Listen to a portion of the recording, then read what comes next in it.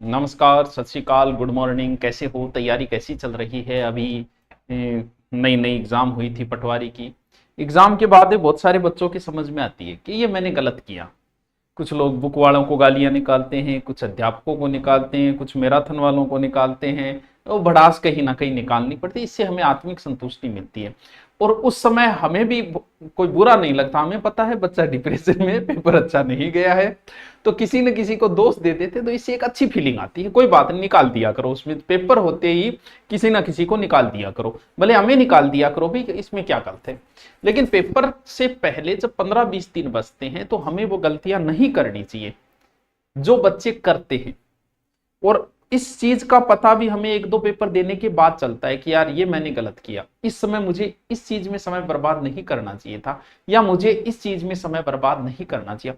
अभी करंट में वैसे हर एग्जाम के लिए है ये कुछ रूल्स जिन्हें आप थोड़ा सा ध्यान रखें। पेपर से पहले थोड़ा सा, पेपर से बहुत समय पहले, जैसे अभी एसआई की एग्जाम तो अप्रैल में, उससे पहले आप कैसे पढ़ते हो, क्या पढ़ते हो, कोई फर्क नहीं पड़ता। आप 5 घंटे पढ़ो, 8 घंटे पढ़ो, आप कोचिंग में पढ़ो, आप ऑनलाइन पढ़ो, या आप यूट्यूब पे पढ़ो, कोई फर्क नहीं पड़ेगा। अच्छी तैयारी हो रही है, भले कहीं से पढ़ो, बस पढ़ो। लेकिन अंतिम समय के जो 15 से 20 दिन होते हैं वो बड़े महत्वपूर्ण दिन होते हैं। उन्हें आप बर्बाद करते हो कहीं भी तो वो नुकसान होगा आपको। 20 दिन बाद आपको नुकसान होगा जिस दिन पेपर हॉल में बैठोगे। जैसे अभी 4th ग्रेड का एग्जाम है जिसमें हिंदी 20 नंबर की है आपकी, अंग्रेजी जैसे 15 नंबर की है, जीके आपका 70 नंबर। इसका मतलब महत्वपूर्ण पार्ट आपका क्या है? जीके है। लेकिन कभी ये मत सोच लेना, क्योंकि अब ज्यादा दिन नहीं बचे हैं इसके, ये मत सोच लेना कि बहुत पोस्ट है, 50,000 है, नाको लाग जाएगा। तो फॉर्म भी 23 लाख भरे गए हैं, शायद रिकॉर्ड तोड़ फार्म है ये आज तक के। और हर किसी ने भरे, आप ये सोच रहे हो सब ने भरे? यानी 23 लाख बेरोजगार है राजस्थान में। 23 लाख में से 50,000 तो कंपटीशन तो वहीं आके गिर गया वापस।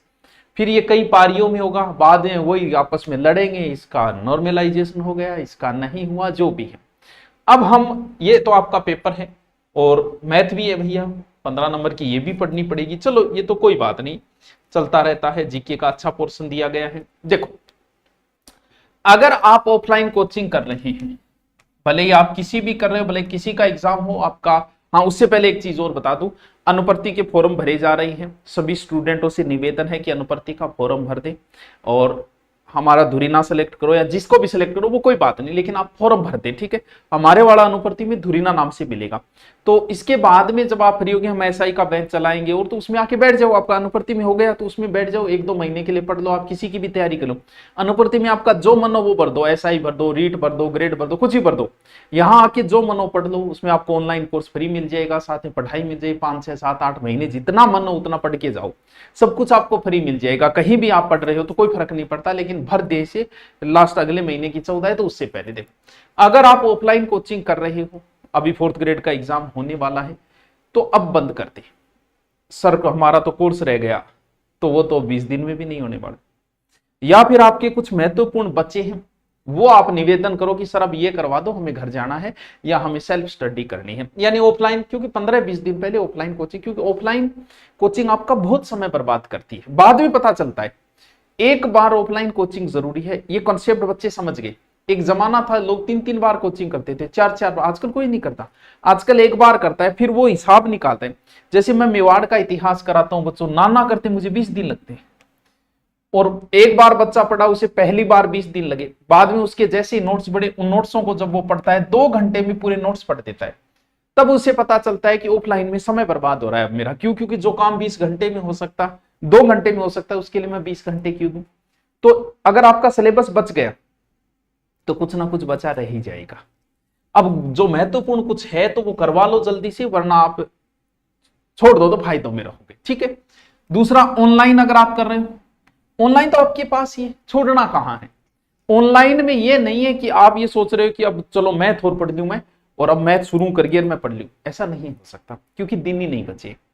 ये जो लास्ट का समय होता है वो रिपीट करने का समय होता है, ना कि कुछ नया छेड़ने का समय होता है।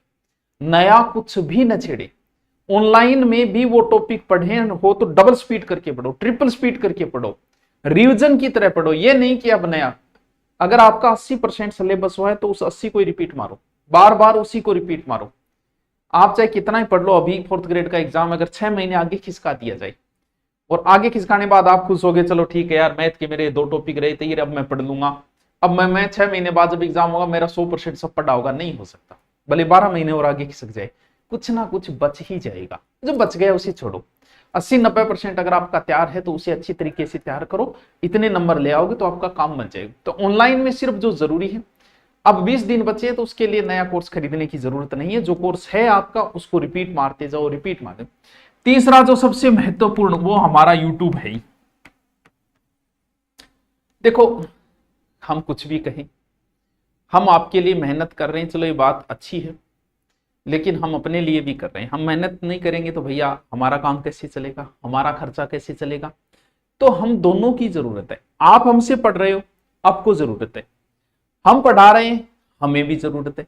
हम कोई आप पे एहसान नहीं कर रहे कि देखो देखो देखो मैं था ना, वो करा रहे हैं, वो करा रहे हैं। अरे क्या एहसान कर रहे हैं, हमारी जरूरत के लिए पढ़ा रहे हैं। हम सर यूट्यूब पे आपको फ्री पढ़ा रहे हैं, हम यूट्यूब पे फ्री पढ़ाएंगे तो ये कहीं ना कहीं हमारी टेस्ट सीरीज है, ऑनलाइन कोर्स है, वो तभी तो बिकेगा जब हम कुछ पढ़ाएंगे। जब यूट्यूब पे कुछ देंगे नहीं तो ना हमारी किताब फ्री कोई नहीं पढ़ा रहा है। सबका अपना स्वार्थ है, मेरा भी अपना स्वार्थ है।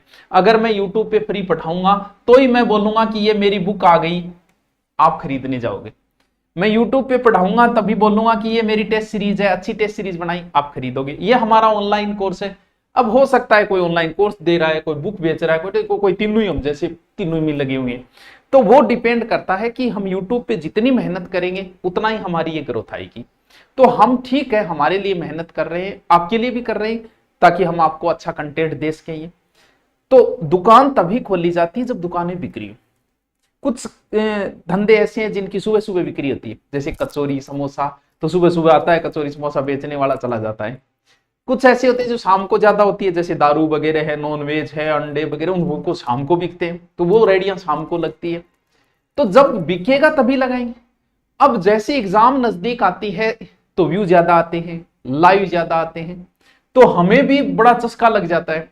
हमारे क्या है कि हमें थोड़ी आदत है, हमें ये पता होता है कि ये कंटेंट पे व्यू अच्छे आएंगे, इस समय अच्छे आएंगे, इस मैटर पे अच्छे आएंगे, तो हमें भी एक व्यू की बीमारी लग जाती है। कोई गलत नहीं है भाई, हमारा भी अपना स्वार्थ होता है, हम भी सोचते हैं हमारा भी व्यू होता है।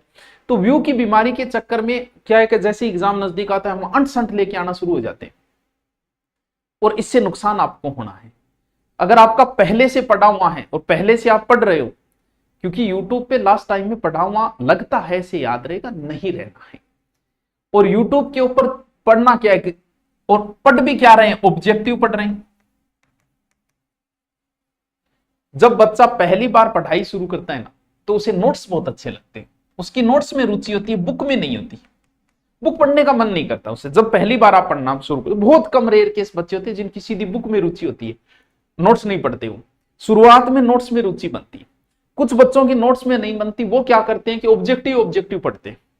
ऑब्जेक्टिव जब आप पढ़ते हो ना, तब लगता है कि यार मेरे सो क्यों याद हो रहे। आप जो शॉर्ट्स रील देखते हो ना, शॉर्ट्स रील और ऑब्जेक्टिव में कोई अंतर नहीं, बड़े अच्छे लगते हैं। जैसे आप यूट्यूब पे या इंस्टा पे शॉर्ट्स देख रहे हो और मजा आ रहा है, देखते जा रहे हैं देखते जा रहे हैं, और 1 घंटा हो गया, और 1 घंटे में 30 सेकंड के हिसाब से आपने लगभग 50 रील तो देख ली होगी। वैसे ज्यादा होती है लेकिन 50 तो देख ही ली। और अब मोबाइल को रखो, याद करो कितनी अच्छी लग रही थी रील, कितना मजा आ रहा था। अब याद करो 50 में से कितनी रील याद रही, और सत्य बात है आपको एक भी याद नहीं रहेगी। 1 या 2 को लास्ट वाली बता दोगे तो बता दोगे। ये आपके दिमाग को कमजोर करती है रील्स। मैं भी देखता हूं, देखने लग गया तो मैं सुबह सुबह उठ के सवेरे सवेरे भी कम से कम आधे घंटे तो रील देखता हूं, आदत पड़ गई। तो रील से दिमाग कमजोर होता है। रील देखने में अच्छी लगती है, लेकिन जब आप बंद करोगे, आप याद करोगे तो एक भी याद नहीं होगी। लेकिन कितना इंटरेस्ट आ रहा था, कितना मजा आ रहा था रील के अंदर, वही हमारे ऑब्जेक्टिव के अंदर है। जब ऑब्जेक्टिव हम करवाते हैं, जैसे हम ऑब्जेक्टिव लेके आए, तो इसमें मजा बहुत आता है। आपको लगता है आपको याद हो रहा है, अरे क्या बात है। लेकिन ऑब्जेक्टिव के 1 घंटे क्लास बाद याद करना, कितने ऑब्जेक्टिव याद रहे। एग्जाम के समय भी वही याद रहेंगे जिनका आपने डिटेल पढ़ा था। जैसे मैं अभी 1 घंटे की ऑब्जेक्टिव क्लास लगाऊं, ऑब्जेक्टिव हो गई, कुछ एक्स्ट्रा बताऊं, और 1 घंटे में कोई एक नदी टॉपिक कराऊं। आपने ऑब्जेक्टिव देखी, आपको देखने में बड़ा मजा आया, आपको लगा वाह गुरुजी मेरे से याद हो रहा है, याद को नहीं हो रहा, वो लग रहा है तेरे शॉर्ट्स की तरह।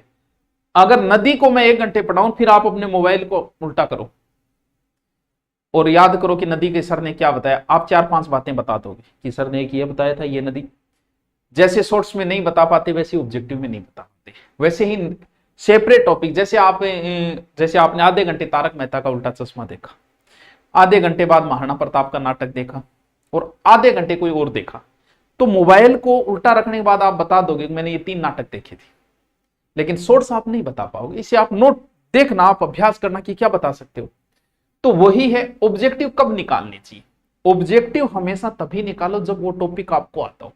या तो गुरुजी पहले कह दे कि कल इस टॉपिक के ऑब्जेक्टिव होंगे, तो आप उस टॉपिक को पढ़ो, फिर निकालो, थोड़ा फायदा मिलेगा। अगर ऐसे ही सीधे बिना टॉपिक आप शुरू हो गए, कोई फायदा नहीं मिलने वाला। आपको वही ऑब्जेक्टिव याद रहेंगे जिनकी डिटेल आपको पहले से पढ़ रखी है। ऑब्जेक्टिव तैयार करने का एक तरीका यह होता है कि जैसे नदी टॉपिक आपने पढ़ा, अच्छे से याद करो, फिर उसके ऑब्जेक्टिव निकालो।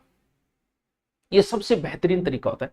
स्टूडेंट क्या करता है, इनको तो बहुत शानदार पढ़ता है टॉपिक को, ऑब्जेक्टिव निकालता नहीं है। इस वजह से उसको एग्जाम, क्योंकि एग्जाम तो ऑब्जेक्टिव है, एग्जाम के समय नुकसान होता है। 20 दिन बचे हैं आपके और 20 दिन रोज 2 मॉडल पेपर निकालो। आपको अच्छा नहीं लगेगा मॉडल पेपर निकालना, हो सकता है, लेकिन आपको सिलेक्शन यही देगा। सर किसके मॉडल पेपर लेके, तुम्हारी मर्जी। क्योंकि रोज 2 मॉडल पेपर के हिसाब से अगर 20 दिन में 40 तो कम से कम है, मैं तो कहता हूं 3-4 निकालो। 40 मॉडल पेपर किसी एक मॉडल पेपर में होंगे ही नहीं, किसी के 10, किसी के 15, जैसे हमारे वाले हैं, आप देखोगे 4th ग्रेड का है 15 है, लगभग ने 10 दे रखे हैं, किसी ने 15 दे दिए, किसी ने 20 दे दिए। तो सबके लिए क्या फर्क पड़ता है, मॉडल पेपर ही नॉर्मल से पैसे लगते हैं। जिसका मन करे उसका ले आओ, निकालो, मॉडल पेपर निकालो, आपका सिलेक्शन, जो मॉडल पेपर में नंबर आ रहे हैं वही एग्जाम के समय। जब 20 दिन बचते, सुबह फिक्स बना लो कि एक सुबह निकालूंगा, एक शाम को, यानी टेबलेट की तरह लो कि एक टेबलेट सुबह लूंगा, एक टेबलेट शाम को लूंगा।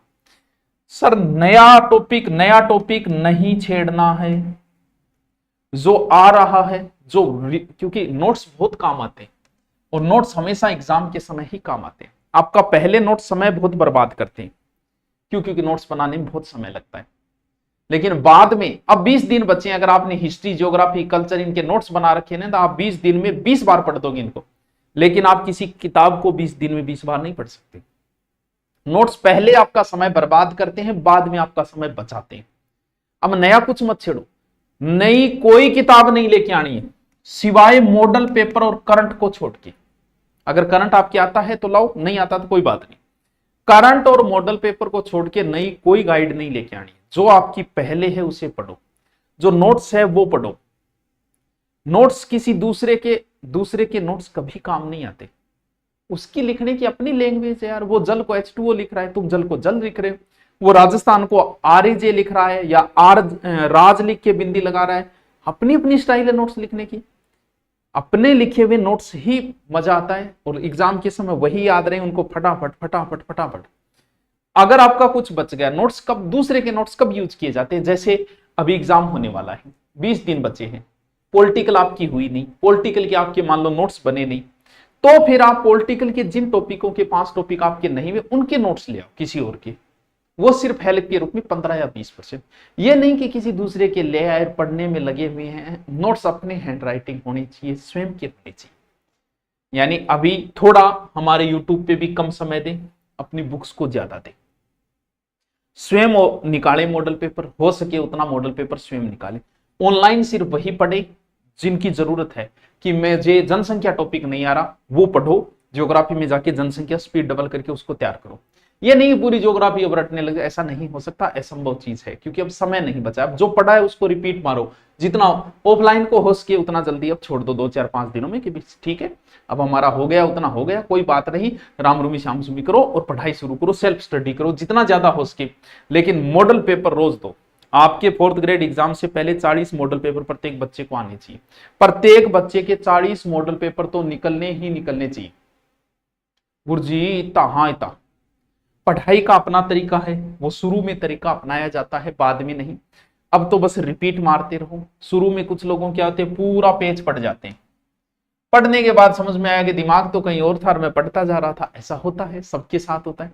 क्यों? क्योंकि हमें ध्यान करने की प्रक्रिया नहीं है, इसलिए हम एक जगह ध्यान नहीं लगा पाते। जिन लोगों को शुरुआत में पढ़ते रहो, जो अपना ध्यान नहीं लगा पाते, उनको हमेशा साथ में रफ कॉपी रखनी चाहिए और पेन चलाते हुए लिखना चाहिए, ताकि जिनका ध्यान भंग हो, जिनमें एकाग्रता आ गई ना, उनको किसी जरूरत नहीं है, वो सीधे बुक पढ़ो, बुक में हाईलाइट कर दो, मार्कर रखो, जो भी। लेकिन शुरुआत में हमारा ध्यान नहीं लगता, हमारी एकाग्रता नहीं आता, हम पढ़ते रहते हैं, हमारा दिमाग कहीं और जला रहा है। वही बात, हम भोजन खा रहे हैं, सोच कुछ और रहे हैं, हम गाड़ी चला रहे हैं, सोच कुछ और रहे हैं। क्यों? क्योंकि हमारे दिमाग की विशेषता है कि जहां है वहां वो टिकता नहीं है। लेकिन जब नहीं टिकता तो उसको टिकाने के अपने तरीके हैं। तो उस तरीके में यह है कि जब आप पहली बार पढ़ रहे हो, किसी भी टॉपिक को पढ़ रहे हो, जैसे आप एकीकरण पढ़ रहे हो, तो आपके बराबर में रफ कॉपी चलनी चाहिए। आपने पढ़ा कि एकीकरण जो है 7 चरणों में पूर्ण हुआ। तो 2 तरीके हैं, या तो आप 7 लिख दो या चरण लिख दो, दोनों में से एक चीज, या तो प्रश्न लिखो या प्रश्न का उत्तर लिखो, बराबर पेन चलना चाहिए। एकीकरण में 8 वर्ष 7 माह 14 दिन लगे, या फिर आप ये लिख दो समय। एकीकरण के समय इंग्लैंड का प्रधानमंत्री एटली, या तो एटली लिख दो या पीएम लिख दो।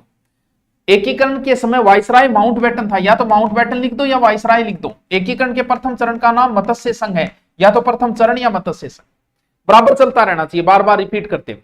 अब आओ, अब आपने प्रश्न लिखा या उत्तर लिखा वो आप जानो। मान लो कि आपने उत्तर लिखा, तो आप देखो ये 7 के हो चरण, 8 7 14, भाई 8 7 14 क्यों आप भूल गए? आओ वापस उसमें देखो। अच्छा, समय हो तो एटली प्रधानमंत्री हो, माउंटबेटन अच्छा वाइसराय हो, मत्स्य संघ पहलो चरण। ये शुरुआत में, बाद में जब आप में एकाग्रता आ जाती है फिर आप रिपीट करते रहो, लेकिन शुरुआत में आपका बराबर पेन चलना चाहिए। तो अभी आपका एग्जाम है, आपको बहुत बहुत शुभकामनाएं। हमारी जो हिंदी चल रही है वो चलती रहेगी, वो हिंदी कोई 4th ग्रेड के हिसाब से नहीं है। मैं कह रहा हूं अब आप सेल्फ करो, ज्यादा से ज्यादा सेल्फ पे ध्यान दो, ऑब्जेक्टिव निकालो, स्वयं ऑब्जेक्टिव निकालो ज्यादा से ज्यादा, क्योंकि यूट्यूब पे आपका समय बर्बाद होता है। जो ऑब्जेक्टिव मैं यूट्यूब पे मुझे कराना है, 50 ऑब्जेक्टिव कराने में 1.5 घंटा लगता है, और आप स्वयं उसी पढ़ोगे तो 10-15 मिनट में पढ़ दोगे। तो समय को थोड़ा सा बचत करें, दिन कम बचे, लास्ट दिनों में जितना पढ़ा है वो काम आ जाएगा, कहीं दिमाग में अटक गया आपका काम बन जाएगा। अभी आप समय की बचत करो, मॉडल पेपर निकालो, करंट पढ़ना है करंट की बुक लाके पढ़ो, और ज्यादा से ज्यादा रिवीजन। जो पहले के नोट्स बने नया मत छेड़ना, ना नई कोई किताब लेके आनी है, ना कोई नोट्स लेके आनी, तुम्हारे पास है वो माल पर्याप्त है, बस यही सोचो कि मेरे लिए पर्याप्त है। क्योंकि पढ़ने से सिलेक्शन नहीं होता है, क्या पढ़ना और क्या नहीं पढ़ने से सिलेक्शन होता है। तो आप सबको बहुत बहुत शुभकामनाएं, तैयारी के लगे रहें। हाँ, अभी मॉडल पेपर हम आपको ऑनलाइन भी देंगे, जल्दी दूरी ना पे, 2-4 दिनों में आपको ऑनलाइन उपलब्ध हो जाएगा, ऑफलाइन आप मार्केट से ला सकते हैं। Okay, thank you.